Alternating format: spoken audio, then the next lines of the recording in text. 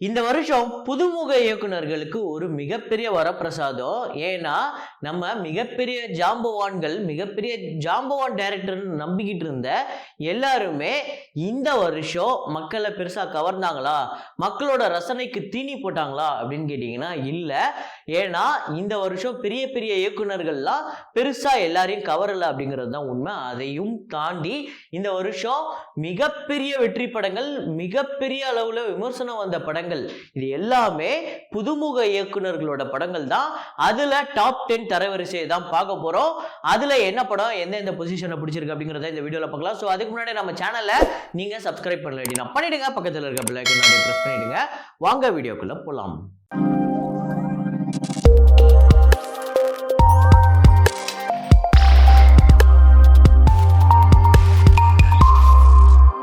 இந்த வருஷம் இந்த புதுமுக இயக்குனர்கள் எடுத்த படங்கள்லயே உங்களை அதிகமா கவர்ந்த படம் எது? நீங்க இதுல டாப் 10ல நம்பர் 1 பொசிஷன் நான் இந்த படத்துக்கு தான் கொடுப்பேன் அப்படின்னு நீங்க நினைக்கிற படம் எது அப்படிங்கறத கமெண்ட்ல போடுங்க. என்னோட அந்த டாப் 10 தரவரிசையில இருக்கிற அந்த முதல் படமும் நீங்க கெஸ் பண்ற படமும் ஒன்னா இருக்கா, உங்களுக்கு பிடிச்ச படமும் ஒன்னா இருக்கா அப்படிங்கறத பார்ப்போம். சோ இப்போ நம்ம அந்த 10வது இடத்தை பிடிச்சிருக்க படம் என்ன படம் அப்படிங்கறத பார்ப்போம். நம்ம தரவரிசையில 10வது இடத்தை பிடிச்சிருக்க படம் PS வினோத் ராஜ் அவர்களுடைய இயக்கத்துல வந்த கூழாங்கல். இந்த படத்துல நடிச்சிருக்க மக்கள் தான் சொல்லணும், ஏன்னா நடிகர்கள் கிடையாது, அவங்கலாம் ஒரு கிராமத்துல இருக்கக்கூடிய மக்கள். அவங்க இந்த படத்துல அவ்வளோ யதார்த்தமா நடிச்சிருக்காங்க. என்னமோ அவங்க எல்லாருமே ஆல்ரெடி பயங்கரமா வேற படங்கள்ல நடிச்சுட்டு வந்தவங்க மாதிரி அவ்வளோ யதார்த்தமா நடிச்சிருக்காங்க. அது மட்டும் இல்லாம 5D கேமரால தான் இந்த டைரக்டர் இந்த படத்தை எடுத்திருக்காரு. இந்த டீம் எல்லாமே டோட்டலாவே புதுசுதான். ஆனா இந்த படத்தோட தரம் பாத்தீங்க அப்படின்னா ரொம்ப எல்லாத்துலயும் எக்ஸ்பீரியன்ஸ் வாய்ந்த ஒரு டைரக்டரோ, ஒரு கேமராமேனோ, ஒரு மியூசிக் டைரக்டரோ சேர்ந்து ஒரு படம் பண்ணா எப்படி இருக்குமோ அந்த அளவுக்கு தரமா வந்திருக்கு. எல்லாரோட பாராட்டுகளையும் வெகுவா கவர்ந்தது. இதுதான் நம்ம தர வரிசையில 10வது இடத்தை பிடிச்சிருக்கு.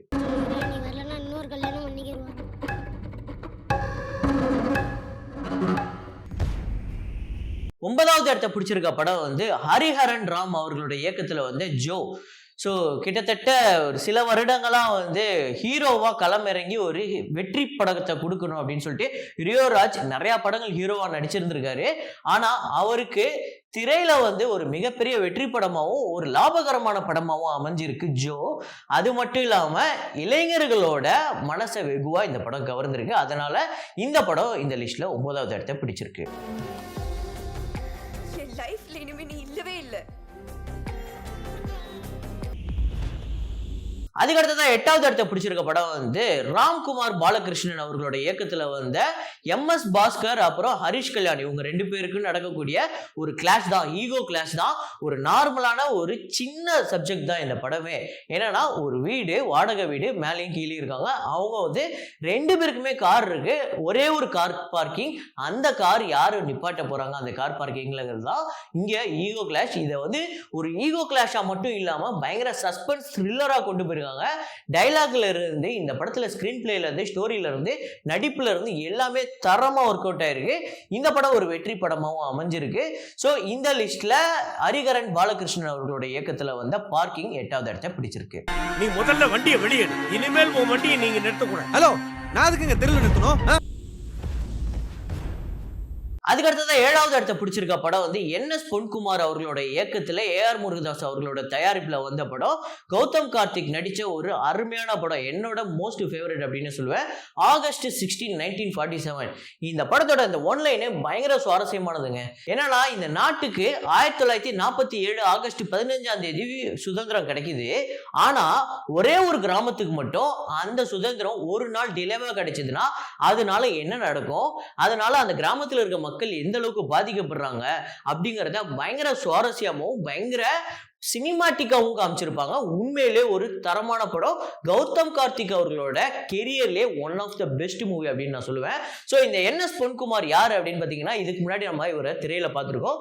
இந்த கத்தி படத்துல அந்த விவசாயிகள்லாம் தற்கொலை பண்ணிக்கும் போது ஒருத்தர் கேமரா வச்சுட்டு ஒரு மீடியான்னு சொல்லிட்டு வருவார்ல, ஒரு சின்ன மீடியால இருந்து வருவார். அவர் தான் அந்த NS பொன்குமார். அவர் நம்ம AR முருகதாஸ் அவர்களோட அசிஸ்டன்ட். இந்த படத்தை உண்மையிலே தரமா எடுத்திருக்காரு. ஒரு நல்ல டைரக்டர் அப்படின்னு முதல் படத்திலே ப்ரூவ் பண்ணியிருக்காரு.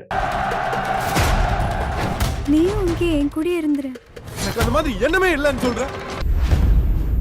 அதுக்கடுத்தது 6வது இடத்தை பிடிச்சிருக்க படம் S பிரேமானந்த் அவர்களுடைய இயக்கத்துல DD ரிட்டர்ன்ஸ். சில வருடங்களாவே நம்ம வந்து ஹாரர் பிளஸ் காமெடி இந்த ஜானரை பார்த்தா தெரிச்சு ஓடிக்கிட்டு இருந்தோம். ஏன்னா சில வருடங்களா நம்மள பயங்கரமா வச்சு செஞ்சிருக்காங்க, நம்மள கதற ஓட விட்டுருக்கு இந்த ஜானர். ஆனா இந்த படத்தையும் பார்த்து நம்ம அப்படிதான் ஓட வேண்டியது இருந்தது. அப்புறம் எப்பா நீங்க நினைக்கிற மாதிரிலாம் இல்லை, வேணா ஒரு வாட்டி வந்து பாருங்க, பிடிக்கலன்னா நீங்களும் கதறிட்டு போங்க அப்படின்னு நம்மளை கூப்பிட்டுச்சு. இந்த டிடி ரிட்டர்ன்ஸ் போய் பார்த்தா நம்மள பயங்கரமா வயிறு குலுங்கவும் சிரிக்க வச்சுது, பயங்கர என்டர்டெயினாகவும் புதுவிதமான ஒரு கதையாகவும் அமைஞ்சுது. ஸோ சந்தானம் அவர்களுக்கு ஒரு மிகப்பெரிய வெற்றி படம். லாங் டைம் சில வருடங்களா அவருக்கு அந்த வெற்றி படங்கள் அப்படிங்கிறது ஒரு பயங்கரமான பஞ்சம் இருந்தது. அதை வந்து இந்த படம் வந்து அவருக்கு தீனி போட்டுருச்சு. ஒரு மிகப்பெரிய வெற்றி படமும் அதுவும் இல்லாம பெரிய லாபகரமான படமாகவும் அமைஞ்சது. இந்த படம் தான் இந்த லிஸ்ட்ல 6வது இடத்தை பிடிச்சிருக்கு.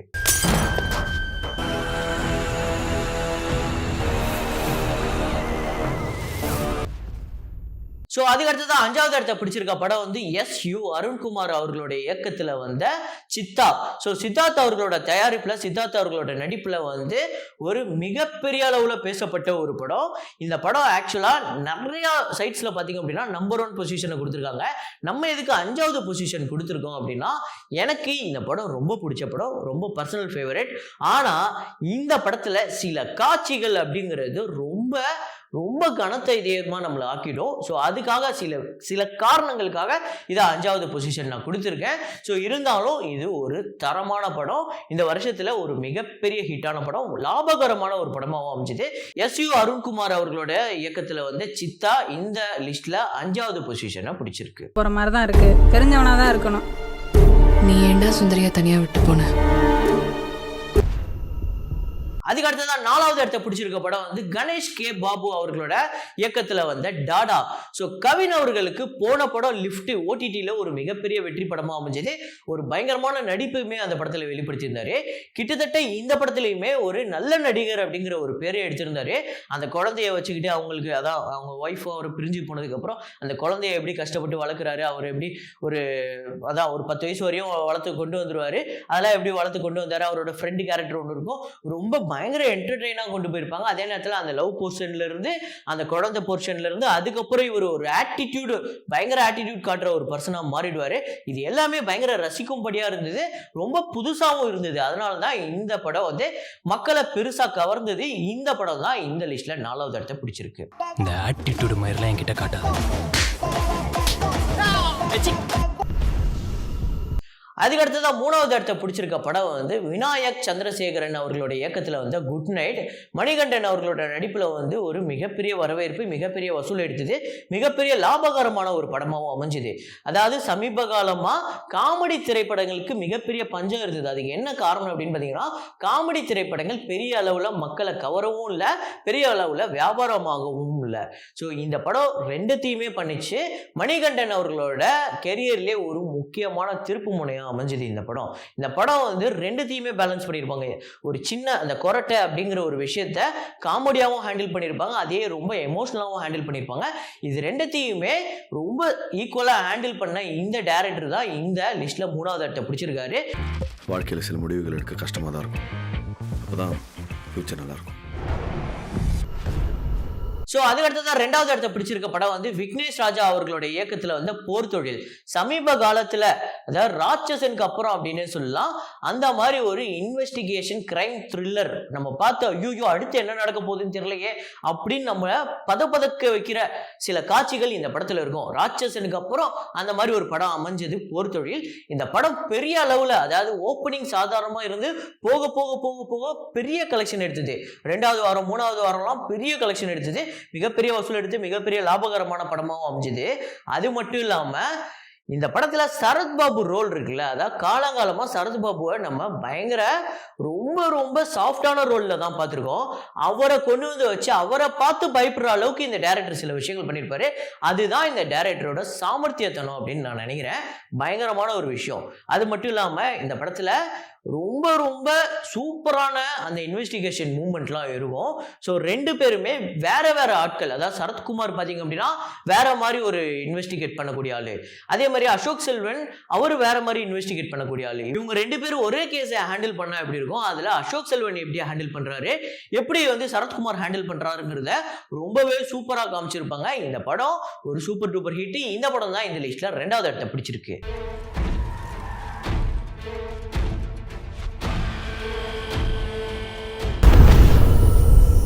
அடுத்ததான் முதல் இடத்தை பிடிச்சிருக்க படம் வந்து என்ன படம் அப்படிங்கறது ஆல்ரெடி நீங்க கெஸ் பண்ணிருப்பீங்க. ஆமாங்க, மந்திரமூர்த்தி அவர்களோட இயக்கத்துல வந்த அயோத்தி தான் சசிகுமார் அவர்களோட நடிப்புல வந்து ஒரு மிகப்பெரிய வரவேற்பை பெற்றுச்சு. அது மட்டும் இல்லாம இந்த படத்துக்கு இருக்கிற எல்லா பெரிய பெரிய ஜாம்பவான்களும் பயங்கரமா பாராட்டு தெரிவிச்சாங்க இந்த மந்திரமூர்த்தி அப்படிங்கிற இந்த இயக்குனருக்கு. ஏன்னா இந்த படத்துல எடுத்துக்கிட்ட விஷயத்த அவ்வளோ கச்சிதமா சொல்லியிருப்பாரு. இந்த படத்துக்கு என்ன தேவையோ அது மட்டும்தான் இந்த படத்துல இருந்தது. இந்த படத்துல இப்படிப்பட்டவங்க இப்படிதான் அப்படிங்கிறது காட்டுறதுக்குலாம் நீங்க யாருமே கிடையாது. என்ன இவர்னா இப்படிதான் அப்படிங்கிறது காட்டுறதுக்கு நிறைய இடம் இருந்தது. அதே மாதிரியே ட்விஸ்ட் அண்ட் டர்னு கதைக்கு தேவையே இல்லாம இந்த படத்துல ஒரு ட்விஸ்ட் அண்ட் டர்ன் கூட இருக்காது. அதே நேரத்துல இந்த படத்துக்கு முக்கியமா நம்ம பெருசா பாராட்டக்கூடியது, நம்ம பெருசா வியந்து பார்த்தது என்ன அப்படின்னா, இந்த மாதிரி வழக்கமான இந்த மாதிரி படங்கள்ல டயலாக் பயங்கரமா பெருசா நீளமா இருக்கும், பெரிய பிரச்சார நெடியா இருக்கும். படத்துக்கு தேவை இருக்கோ இல்லையோ, இந்த படத்துக்கு தேவை இருந்தது. இருந்தாலுமே இந்த படத்தோட அந்த விஷயத்த, அதாவது இவங்க மனிதன் தான் முக்கியம், இவங்க அவங்கலாம் இல்லை, எல்லாரும் ஒண்ணுதான், இங்க எல்லாத்தையும் தாண்டி மதம் ஜாதி எல்லாத்தையும் தாண்டி இங்க மனிதன் தான் முக்கியம், மனிதன் தான் சிறந்தவன், மனிதன் எல்லாமே எல்லா சுச்சுவேஷன்லயுமே ஒரே மாதிரியே கெட்டவனா இருக்க மாட்டான் அப்படிங்கிறது தான் இந்த படத்தோட மொத்த கருவா இருந்தது. இந்த டைலாக்ல பெருசா நம்மளுக்கு திகட்டுற அளவுக்கு வச்சிருந்துருக்கலாம். ஆனா இந்த படத்தோட ஸ்கிரீன் பிளேலையும் இந்த படத்தோட ஆர்கானிக்கான ஸ்டோரி மூலியமாவே இதை நம்ம கிட்ட கடத்துனாங்க. அதுதான் இந்த படத்தோட மிகப்பெரிய வெற்றி. இந்த பொசிஷன், அதாவது இந்த நம்பர் 1 பொசிஷனை நம்ம கொடுத்ததுக்கும் இதுதான் காரணம் அப்படின்னு நான் நினைக்கிறேன். இந்த படத்துல சசிகுமாருக்கு வந்து ஒரு அருமையான ரோலு. இப்படிப்பட்ட ரோலு யாருக்கா கிடைக்கும் அப்படின்னா அது ஒரு மிகப்பெரிய பாக்கியம். இருக்கிறவங்களுக்கு தான் இவ்வளவு பிரச்சனை பண்றீங்கன்னு பார்த்தாக்கா இறந்தவங்களுக்கு இவ்வளவு பிரச்சனை பண்றீங்களா? இந்த டாப் 10 தரவரிசையை பத்தி நீங்க என்ன நினைக்கிறீங்க?